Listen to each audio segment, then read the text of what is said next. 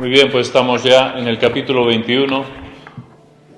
Sí, se puede apagar si quieres poner los textos como quieras. O apagar. Por si quieres poner los textos. Como quieras, si quieres.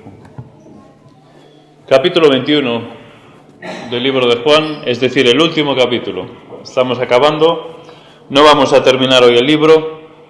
Haremos hoy aproximadamente la mitad del capítulo, versos del 1 al 14 del capítulo 21 de Juan. Y ya el último domingo de año, si el Señor lo permite, terminaremos con el resto de este capítulo. Ha sido sin duda de mucha bendición este libro. Que el Señor nos ayude a aplicarlo a nuestras vidas, las muchas enseñanzas que hemos recibido. Y desde luego en este texto que vamos a leer hoy también tenemos enseñanzas para nosotros. Vamos a leer entonces el texto, capítulo 21, versos del 1 al 14. Ya hemos leído parte del texto en la alabanza, pero volvemos a leerlo. Dice así la palabra del Señor. Después de esto, Jesús se manifestó otra vez a sus discípulos junto al mar de Tiberias. Y se manifestó de esta manera.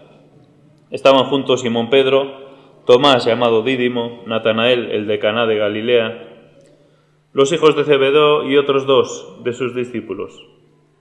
Simón Pedro les dijo: voy a pescar. Ellos le dijeron: vamos nosotros también contigo. Fueron y entraron en una barca y aquella noche no pescaron nada. Cuando ya iba amaneciendo, se presentó Jesús en la playa. Mas los discípulos no sabían que era Jesús. Y les dijo: hijitos, ¿tenéis algo de comer? Le respondieron: no. Él les dijo: echad la red a la derecha de la barca y hallaréis.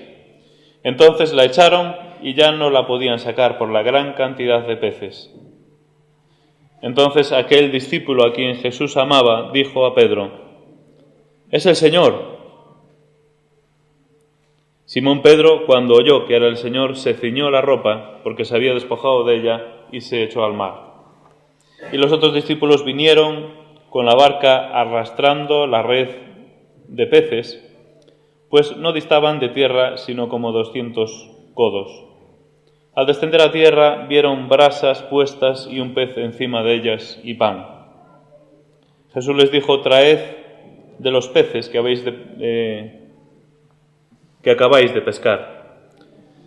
Subió Simón Pedro y sacó la red a tierra llena de grandes peces, 153. Y aun siendo tantos, la red no se rompió. Les dijo Jesús: venid, comed. Y ninguno de los discípulos se atrevía a preguntarle: ¿tú quién eres?, sabiendo que era el Señor. Vino pues Jesús y tomó el pan y les dio, y asimismo del pescado. Esta era ya la tercera vez que Jesús se manifestaba a sus discípulos después de haber resucitado de los muertos. Hasta aquí la lectura. Que el Señor bendiga su palabra. Lo que vemos en este texto es una continuación de lo que hemos visto en el capítulo 20 de este libro. ¿De qué se habla en el capítulo 20? Se habla de la resurrección. Juan lo que está haciendo en el capítulo 20 y esta primera parte del capítulo 21 básicamente es demostrar la resurrección, dar evidencias de la resurrección. Más exactamente diríamos dar testimonio de la resurrección. Y entonces cuenta varios relatos el hecho en sí de la resurrección, qué es lo que vieron, qué es lo que ocurrió. Después, cuando Jesús se les aparece a los discípulos, el tema con Tomás, después, posteriormente, y esta tercera vez, la aparición a 7 de sus discípulos. Por lo tanto, podemos perfectamente ligarlo al capítulo 20, y Juan está hablando y dando testimonio de algo tan importante como es la resurrección del Señor Jesús. Y una manera de evidenciarlo es que verlo resucitado y vivo, y no solo verlo, en este caso comer con Él, como hicieron en esta mañana allí en la playa. Bueno, lo que vemos aquí es en algunos aspectos una descripción bastante detallada, y esto nos hace pensar que necesariamente el que escribió esto, aunque podría ser discutible, desde luego, pero pensamos que sin duda es un testigo ocular de los hechos. Hay expresiones que nos hacen pensar que la persona estaba allí, como era, lógicamente, el apóstol Juan. Pensamos en el detalle, por ejemplo, de la ropa de Pedro. Dice que se había sacado la ropa. No se refiere a toda la ropa, sino se refiere al manto exterior, la ropa exterior. Pensamos en la distancia que había a tierra, dice como 200 codos. Pensamos en el detalle de las brasas y el pan y el pescado puesto encima de las brasas. Son detalles que nos hacen pensar que la persona que escribe esto lo ve, lo vive de primera mano. Los 153 peces, no dice gran cantidad de peces, no dice más de 100, dice 153. Se quedó con el número porque seguramente Pedro, al sacarlos junto con sus discípulos, contaron, lógicamente, el número de peces que habían pescado.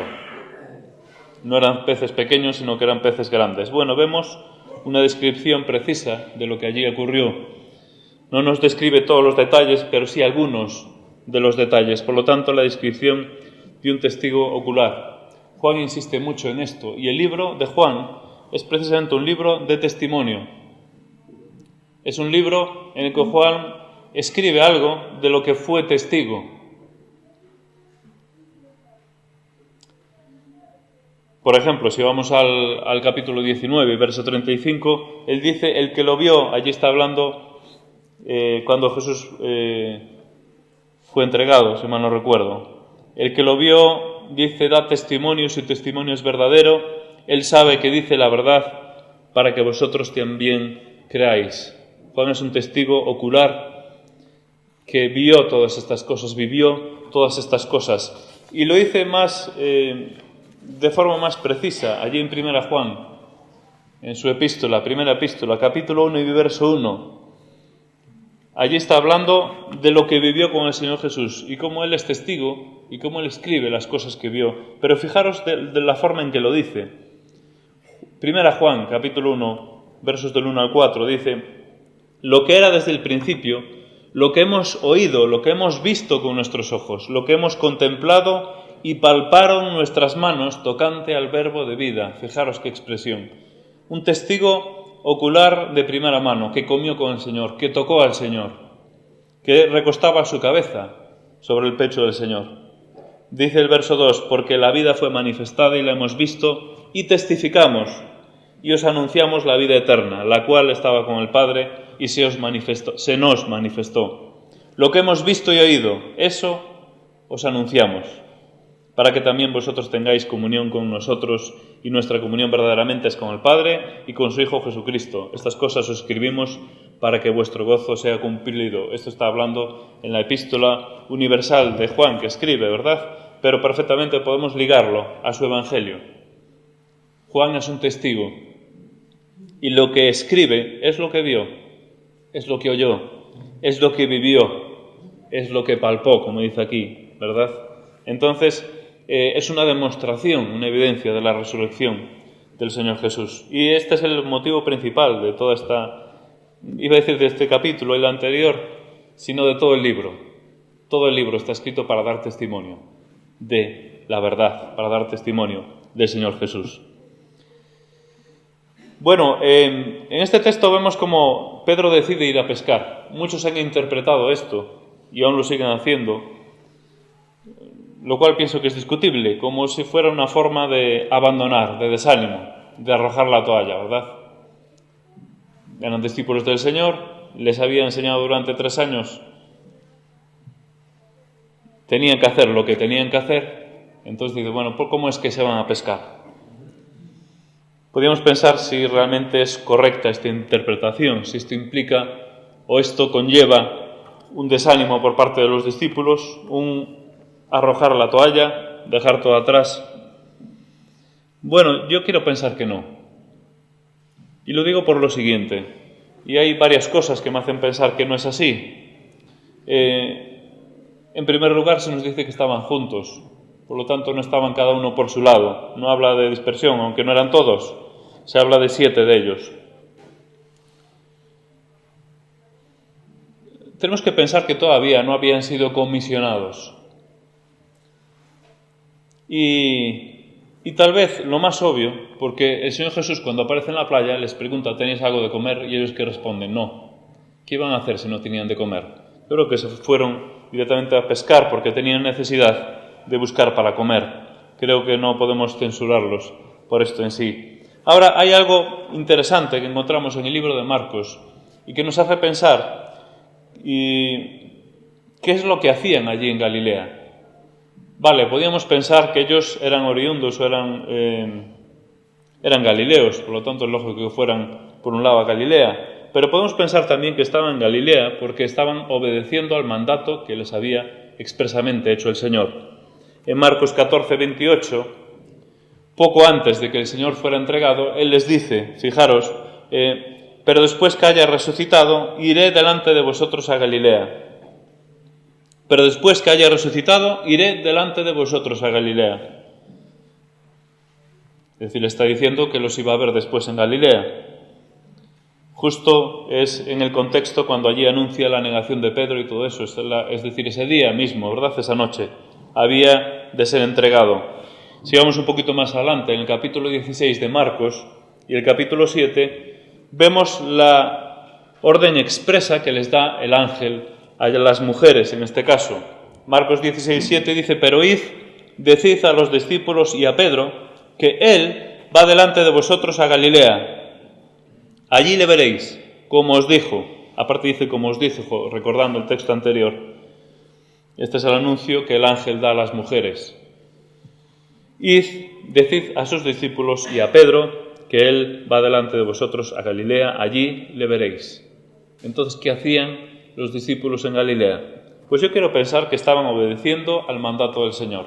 Estaban en Galilea porque el Señor les dijo que fueran a Galilea, y no por el simple hecho de que fueran galileos, aunque también se podría interpretar así, pero pienso que estaban allí respondiendo al mandato del Señor.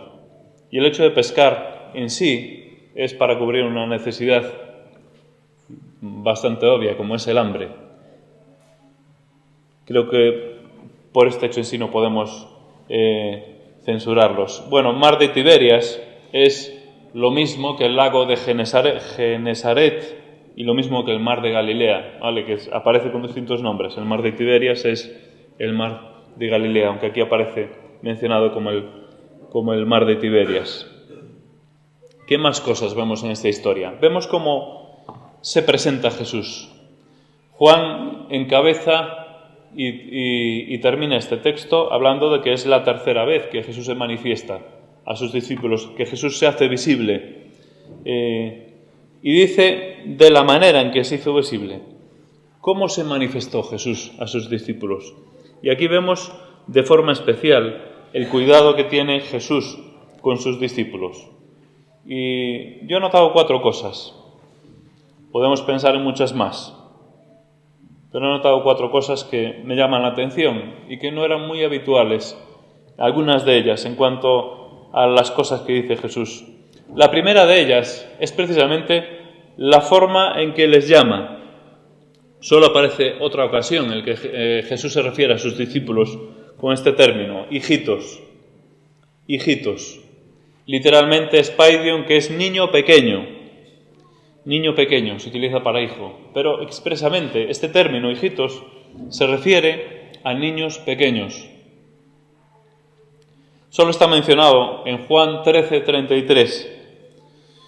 Jesús ya está anunciando a sus discípulos que se va, que se marcha, y allí les dice, hijitos, aún estaré un poco con vosotros, etcétera, etcétera, ¿verdad?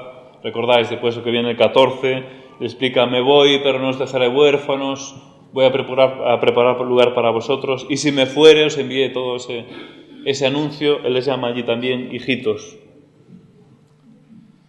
Bueno, Jesús está hablando a hombres hechos y derechos, como se suele decir, ¿por qué les llama hijitos? ¿Por qué Jesús utiliza esta expresión? Curiosamente es una expresión de la cual se apropia también su discípulo amado, el discípulo amado que es Juan, y que utiliza reiteradamente en la epístola de 1 Juan, como sabéis. Hijitos, menciona allí el apóstol Juan en varias ocasiones. ¿Por qué Jesús les llama hijitos a aquellos que son hombres, ya adultos y maduros. Bueno, a mí me hace pensar en esto, en que cuando Él les llama hijitos, se está poniendo en una posición. Si les llama hijitos, es que se está poniendo en la posición de padre o madre. Se está poniendo en la posición de cuidador. Y tenemos que pensar cuál es la característica principal de los niños pequeños.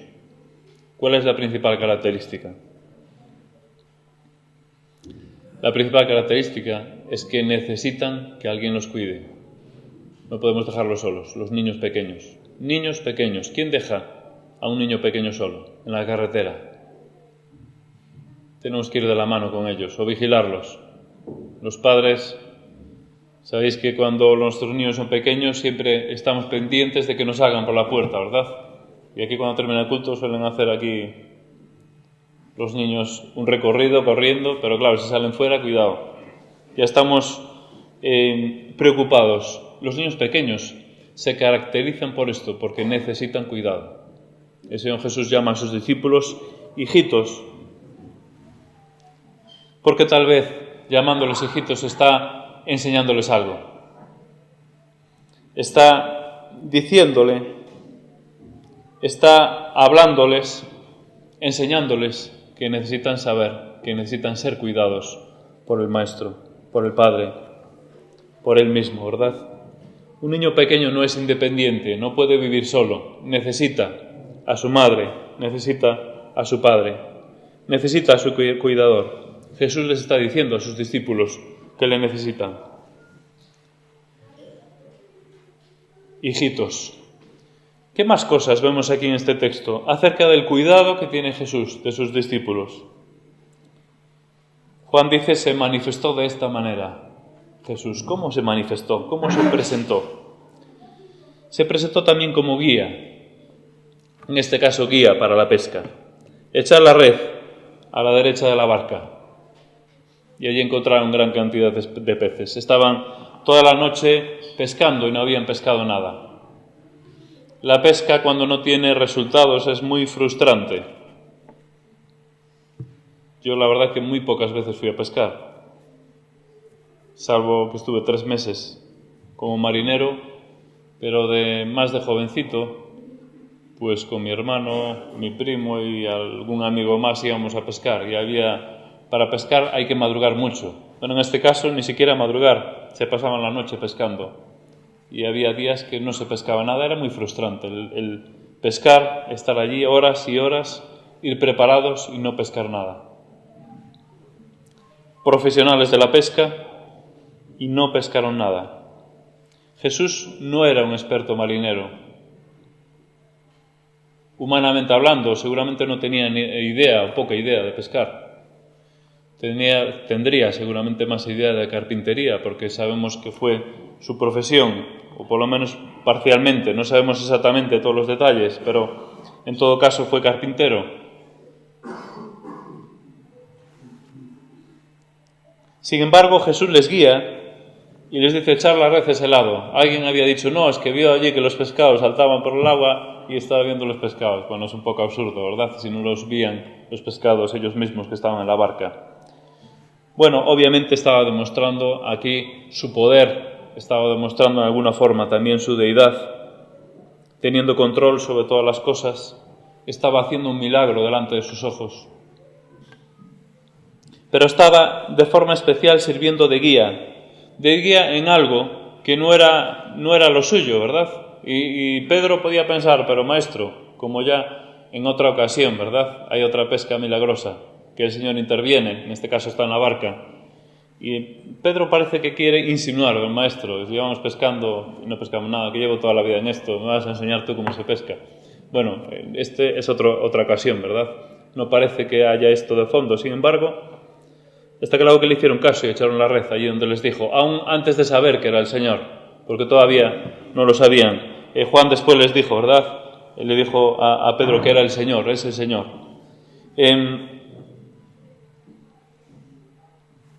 Podía pensar Pedro, Señor, dedícate a predicar y a enseñar a las cosas espirituales, que es lo tuyo, pero hombre, la pesca, déjala para nosotros, que sabemos de esto. Jesús le está enseñando que Él es guía. Es guía en las cosas espirituales, pero también en las cosas materiales. Estoy recordando una escena, cuando estaba pensando en esto, más bien recordaba una escena, y es una escena conocida, cuando el Señor está en la barca y cuando acuden a Él, ¿verdad?, por el temporal, la tempestad que había tan grande. En Mateo capítulo 8, versos del 23 al 27. Y entrando Él en la barca, sus discípulos le siguieron, y aquí que se levantó en el mar una tempestad tan grande que las olas cubrían la barca, pero Él dormía. Y vinieron sus discípulos y le despertaron diciendo: Señor, sálvanos, que perecemos. Él les dijo: ¿por qué teméis, hombres de poca fe? Entonces, levantándose, reprendió los vientos y al mar, y se hizo grande bonanza. Y los hombres se maravillaron, diciendo: ¿qué hombre es este que aun los vientos y el mar le obedecen?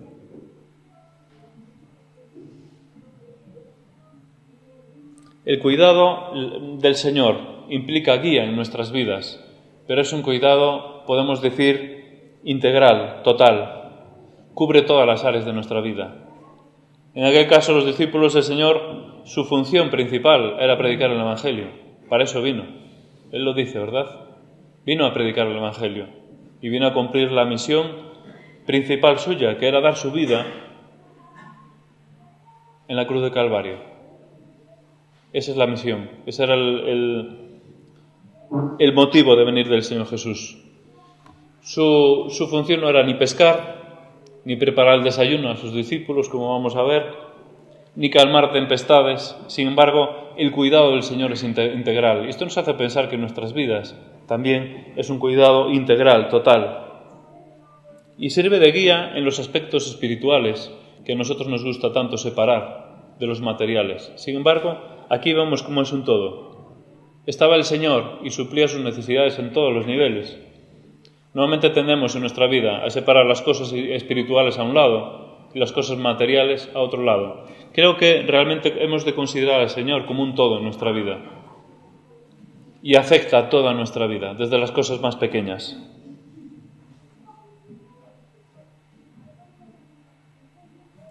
Es curioso, no deja a sus discípulos en la frustración, el hecho de no pescar nada. El Señor podía tener allí en las brasas 13, 14 pescados, supongo que llegarían para desayunar todos, podía tenerlos allí, preparados, decirle: venid a tierra. Llegan a tierra, bajan de la barca y desayunan. Ya Él tenía todo, sin embargo solo tenía un pescado que, aunque fuera relativamente grande, pensamos que no llegaba para todos, porque después dice: traed de los pescados que habéis pescado, ¿verdad?, para poner en las brasas, ¿se entiende? Sin embargo, no lo hace así el Señor. No lo hace así porque tampoco quiere dejar a sus hijitos en la frustración, en no pescar nada. Si fuera así, sería frustrante para ellos. Y en nuestras vidas, el Señor a veces actúa de esta forma también. Quiere que las cosas, hacerlas a través de nosotros. Y esto nos conduce a la realización, a la satisfacción, a la plenitud en nuestra vida.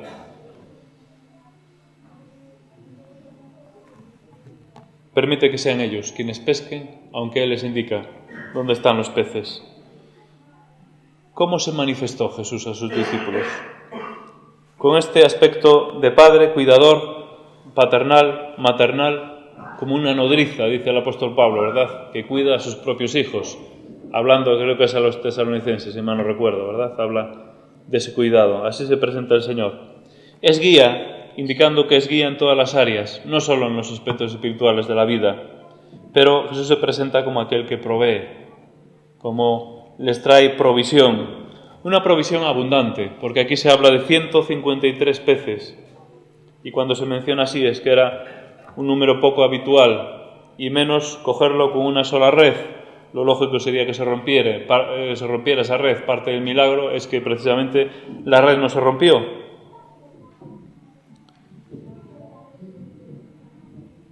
No solo abundante, sino una provisión de calidad. Dice allí que eran grandes peces, es decir, no eran pequeñines, como dice el anuncio, eran peces grandes, de calidad, y una provisión completa. incluye los detalles más pequeños, el desayuno, aquel pescado que estaba allí en las brasas. ¿Por qué el Señor, teniendo que hacer cosas tan importantes, separa en estos detalles tan pequeños? Yo pensaría que lo normal sería, Juan, prepara el desayuno, coge los peces, prepara el desayuno y yo os voy explicando lo que tenéis que hacer. Tenía cosas muy importantes que hacer, mucho más que ponerse a preparar las brasas. A lo mejor no las preparó, hizo así y ya aparecieron allí, no sabemos cómo lo hizo, también puede ser. Pero el Señor tiene cosas mucho más importantes que hacer que preparar el desayuno a sus discípulos. Quiere ayudarles a pescar. Sin embargo, lo hace. La provisión del Señor es tan completa que separa que incluso en los detalles más pequeños. En nuestra vida ocurre lo mismo. Por eso a veces damos poca importancia a los detalles pequeños. Sin embargo, cada cosa en nuestra vida debemos darle la suficiente importancia. El Señor Jesús le dio importancia a cosas pequeñas, como un simple desayuno, un simple pez puesto encima de las brasas. Tenía importancia. La provisión completa. No es solamente conseguir el pescado, enseñarle dónde estaba el pescado. No solamente aquella pesca abundante, sino también les provee, trayéndole pan. Tenéis algo de comer, literalmente tenéis algo para acompañar algo que ya tenía allí. Normalmente algo para acompañar al pan, ya tenía pan, pero ¿tenéis algo para acompañar al pan? ¿Cómo se manifestó Jesús a sus discípulos? ¿Cómo se presentó? Se presentó en cuarto lugar, como un siervo, porque no es Juan el que reparte el alimento. No sabemos cómo transcurrió exactamente toda la escena, pero el texto nos dice con claridad que es Jesús quien les da de comer. Les invita a comer, venid, comed. Y pues les dice que tomó el pan y les dio a sí mismo del pescado. Jesús se levanta, coge el pan y coge el pescado y sirve a sus discípulos. Entonces actúa también y obra como un siervo. Les da el desayuno a sus discípulos. Sin duda que tendría cosas mucho más importantes que decir o hacer, pero Jesús se levanta y sirve. Ya estaba glorificado. No necesitaba hacer eso, ¿verdad? Sin embargo, lo hizo. El cuidado de Jesús por nosotros, como hemos dicho con respecto a la provisión, se extiende a todos los detalles de nuestra vida, incluso los más pequeños. Tenemos que saber ser agradecidos a Dios por los detalles más pequeños. Ahora bien, esto también viene con respecto a la Iglesia. Dice Efesios 5:29 que nadie aborreció jamás a su propia carne, sino que la sustenta y la cuida. Y allí dice, como también Cristo a la Iglesia. Cristo cuida y sustenta a la Iglesia. Cuida y sustenta a la Iglesia, y podemos pensar en la forma que hizo con sus discípulos en todos los ámbitos. Sí es cierto que podemos pensar, si el Señor nos cuida, ¿por qué tenemos este problema? ¿Por qué nos falta esto? ¿Por qué tengo esta enfermedad? ¿Por qué tengo esta necesidad económica? ¿Por qué estoy sin trabajo si el Señor me cuida? ¿Por qué tengo este problema familiar? El Señor me cuida, pero ¿por qué mi vida tiene estas carencias, estas faltas? El Señor puede suplir todas nuestras faltas, pero si no lo hace es porque no quiere. Yo sé que esto suena un poco así, a lo mejor fuerte, pero seguramente las faltas que tenemos, las carencias, el hambre que podemos tener en nuestra vida, está ahí por algo. Está porque Dios tiene un propósito con nuestras enfermedades, nuestros problemas. Bueno, decir que no todas las circunstancias que nos pasan son responsabilidad del Señor. Nosotros somos culpables o causantes de muchas de ellas, pero están ahí porque el Señor lo permite. Y seguramente hay un propósito en nuestras vidas. Nuestras carencias y nuestras situaciones personales y familiares y laborales están ahí seguramente porque Dios tiene algún propósito en nuestras vidas. Pero esto desde luego no anula su provisión, su capacidad de proveer, su cuidado que tiene de nosotros. Tiene un cuidado total, íntegro, de nuestras vidas y debemos confiar en Él y sentirlo así.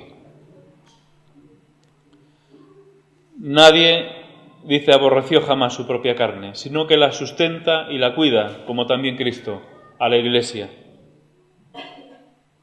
Como también Cristo a la Iglesia. Este es un motivo de gratitud, hermanos, y de esperanza, y de tranquilidad, y de gozo, y de paz en nuestras vidas.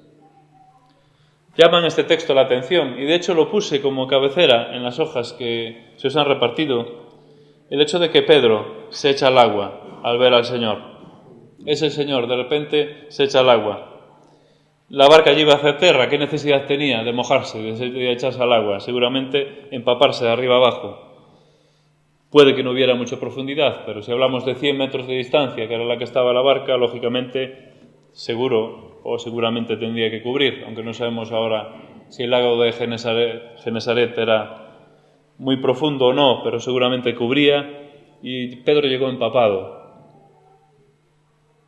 ¿Por qué saltó de la barca Pedro? ¿Por qué de forma tan impulsiva corre hacia el Señor? Me hace pensar en tres cosas. Me hace pensar en un momento emotivo, y en su vida había pasión por su maestro, emoción. Me hace pensar que esto indicaba que tenía deseos de estar con Jesús. Me hace pensar el hecho de colocarse el manto. ¿Por qué se coloca el manto si se le iba a empapar? Después podía recogerlo. Era la vestidura externa lo que se había sacado, y viendo el término que se utiliza se refiere al manto o al ropaje externo. No estaba desnudo, como el texto parece, ¿no? Leyendo someramente parece que dice. ¿Por qué ponerse el manto si se le iba a empapar? Me hace pensar que Pedro tenía respeto por el Maestro. Iba a presentarse ante su Maestro, ante Jesús, y se presenta con el manto, con todas las vestiduras. Me hace pensar que tenía respeto.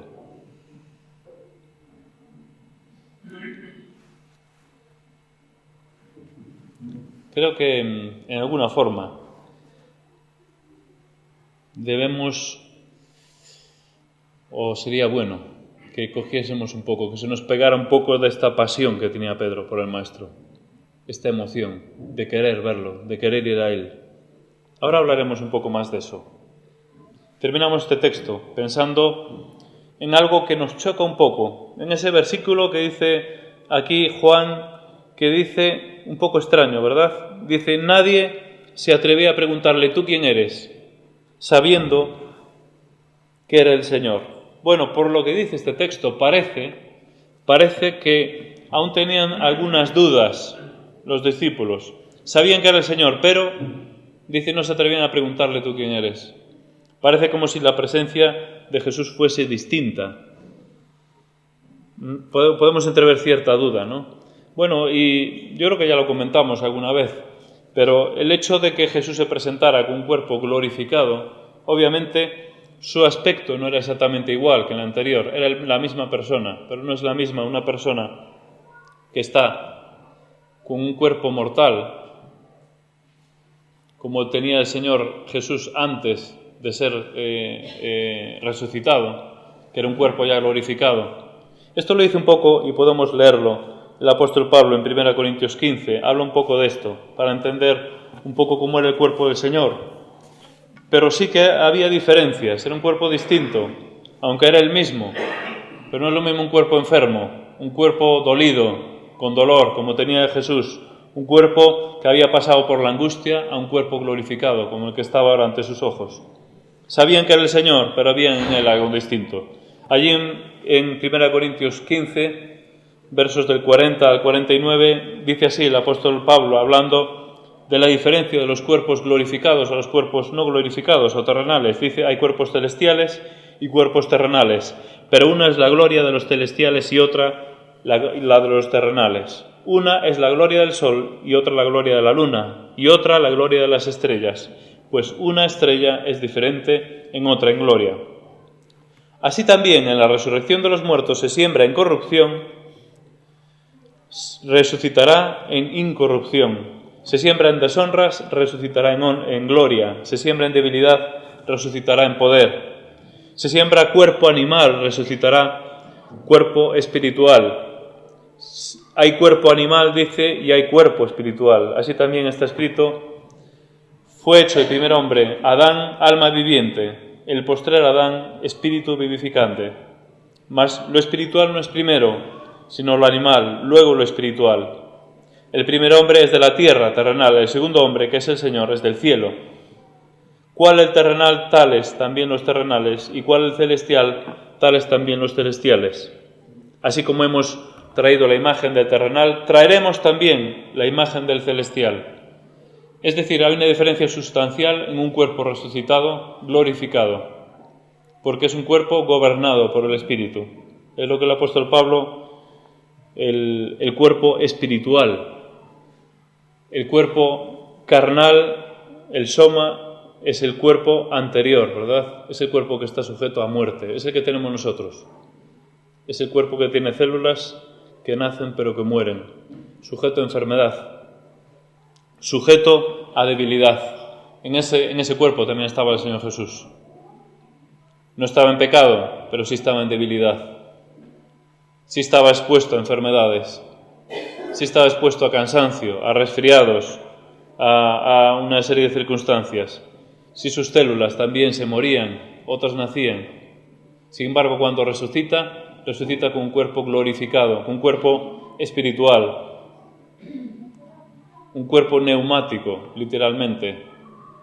Neumático, es decir, un cuerpo que está gobernado, que está manejado por el Espíritu, que tiene otras propiedades, que tiene otras habilidades, que tiene otro alcance, que tiene otra... No sabemos todavía las dimensiones y el poder que tiene. El Señor Jesús estaba allí, pero en una presencia distinta.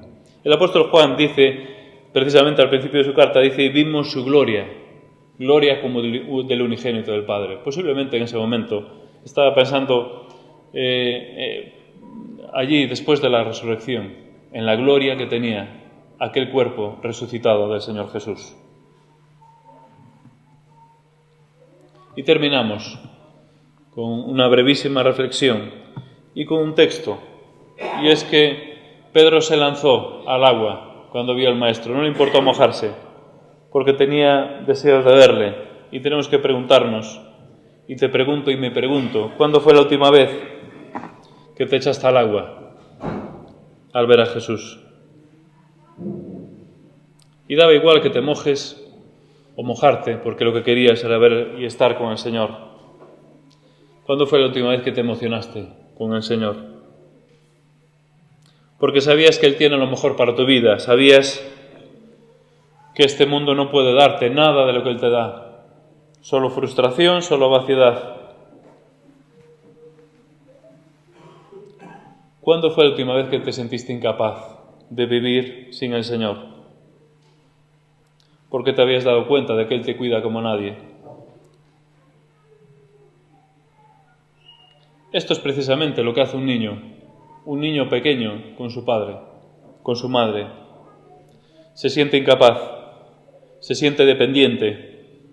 Esto es lo mismo que sus discípulos hicieron con el Señor en ese momento. Se sintieron incapaz ni siquiera para pescar. Se sintieron dependientes de Él. Esta es la lección que Jesús le da a sus discípulos y la lección también que nos da a nosotros. Y Jesús dijo un poco antes de esta escena, puede que un par de años antes, en Mateo 10, 13 al 15, lo tenéis también en las hojas, dice, y le presentaban niños para que les tocase. Y los discípulos reprendían a los que los presentaban. Viéndolo Jesús se indignó, les dijo, dejad a los niños, venid a mí, y no se lo impidáis, porque de los tales es el reino de los cielos. Verso 15 dice, de cierto os digo que el que no recibe el reino de Dios como un niño, no entrará en él. El que no recibe el reino de Dios como un niño, no entrará en él. La lección para nosotros en esta mañana es que necesitamos volvernos un poco más niños. Pero en este sentido, ¿verdad? En el sentido de dependencia del Señor. En el sentido de saber que es Él el que nos guía, es Él el que nos cuida, es Él el que nos provee, es Él el que nos dirige nuestras vidas. Hagámonos, hermanos, un poco más niños ante el Señor. un poco más dependientes. Y es decir, comentaba Esteban al principio, ¿verdad? Cuando llega ese momento que uno se siente incapaz y dice, no puedo más, no puedo. Entonces el Señor interviene. Muchas veces ocurre eso en nuestras vidas. Cuando nos damos cuenta de que no podemos por nuestros propios medios, entonces el Señor acude. Que el Señor nos ayuda a sentirnos dependientes de Él. Y que esta lección que Él dio a sus discípulos sirva también para nuestras vidas. Vamos a orar. Te damos gracias, Señor, por tu palabra, porque es preciosa, porque es como una espada de dos filos que penetra y que llega a nuestro corazón, llega al interior de nuestra vida y sin duda descierne todas las cosas que hay en nuestro interior. Gracias porque es como un espejo y en ese espejo vemos la realidad de lo que somos. Y ahora te pido, Señor, que nos ayudes a que esa palabra tuya pues pueda hacer efecto en nuestras vidas y que realmente aprendamos a depender de ti.